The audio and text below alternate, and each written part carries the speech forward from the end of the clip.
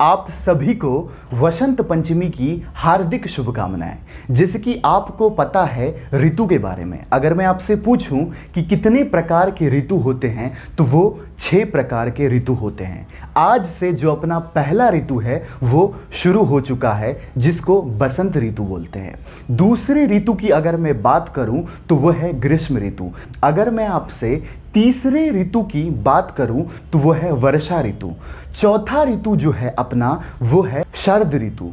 पांचवा ऋतु जो है अपना वो है हेमंत ऋतु। और सबसे आखिरी वाला जो ऋतु है वो है शिशिर ऋतु। बसंत ऋतु को ऋषि राज भी कहा जाता है। बसंत ऋतु में फूलों में बहार आ जाती है और आज के दिन से ही सरसों में, खेतों के सरसों में एक चमक आती है। गेहूं पक के गोल्डन कलर के होके उसमें एक चमक आती है। इसको ऋषि पंचमी भी कहा जाता है। जैसे कि आप जानते हैं कि बसंत पंचमी में हम सरस्वती माता को पूजते हैं। आइए जानते हैं कि सरस्वती माता की उत्पन्न कैसे हुई अकॉर्डिंग टू हिंदू माइथोलॉजी। देखिए, आप सब जानते हैं कि इस सृष्टि का जो निर्माण करने वाले जो भगवान है वो है ब्रह्मा जी। ब्रह्मा यानी ब्रह्मांड, ठीक है, आप जानते हैं ये बात। ब्रह्मा जी जब एक दिन धरती पे आए तो उनको धरती पे कुछ कमी नजर आई। उनको ऐसा लगा कि पानी जो है वो रुका हुआ है, यहाँ पे कोई संगीत की अनुभूति नहीं हो रही है, कोई ध्वनि की अनुभूति नहीं हो रही है। तो वो इस बात से चिंतित होके उन्होंने कहा कि मजा नहीं आ रहा है। तो ये कंसर्न लेके, ये चिंता लेके वो विष्णु जी के पास गए। तो विष्णु जी से उन्होंने कहा कि धरती जो है ये रुकी हुई है, यहाँ पे कुछ जो है मजा की अनुभूति नहीं है, लोग बोल नहीं रहे हैं। तो विष्णु जी ने दुर्गा माता को बुलाया और दुर्गा माता से ही उत्पन्न हुए सरस्वती माता, जिनकी 4 भुजा होती है।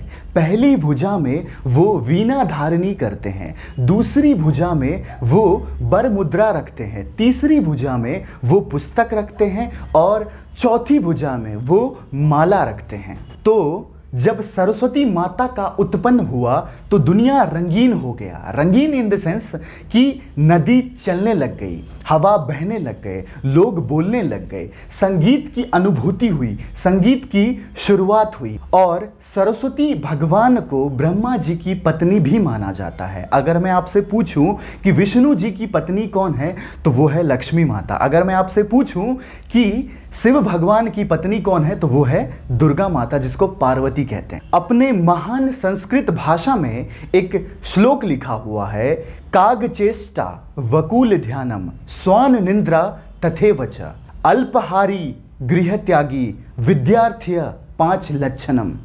इसका मतलब काग मतलब कौवा जिसको हम बोलते हैं, क्रो जिसको बोलते हैं, वो ज़्यादा टाइम जो है खुद को तैयार होने में, खुद को बहुत ज़्यादा हाइजीन मेंटेन करने में नहीं लगाता। एक एवरेज हाइजीन मेंटेन करना हमारे लिए ज़रूरी है। और उसके बाद दूसरा जो श्लोक का मतलब है बकोल ध्यानम, मतलब बगुला जो होता है वो आप देखते होंगे कि वो पानी को देखते रहता है, देखते रहता है। चलती पानी में, चलती मछली को चलती पानी में वो निकाल लेता है, मतलब उसकी ध्यान, उसकी कंसंट्रेशन पावर बहुत होती है। स्वान निंद्रा मतलब आपको कुत्ते की तरह नींद होना चाहिए। जैसे कि आप जो है, आप जाते होंगे रोड पे तो कुत्ते के सामने से गुजरते हैं तो वो क्या होता है, वो जग जाता है। यानी नींद जो है हमको कम लेना है। उसके बाद अल्पहारी मतलब हमको खाना पीना पे बहुत ज़्यादा ध्यान नहीं लगाना है, बहुत ज़्यादा टेस्ट के पीछे अभी नहीं भागना है, ठीक है। उसके बाद लास्ट वाला जो है वो है गृह त्यागी, यानी हमको घर द्वार, फैमिली की मोह माया जो है वो छोड़ना पड़ता है। बहुत ही महान जो है ये श्लोक है। इसको अगर हम फॉलो करते हैं तो आपको बहुत अच्छा रिजल्ट मिलता है।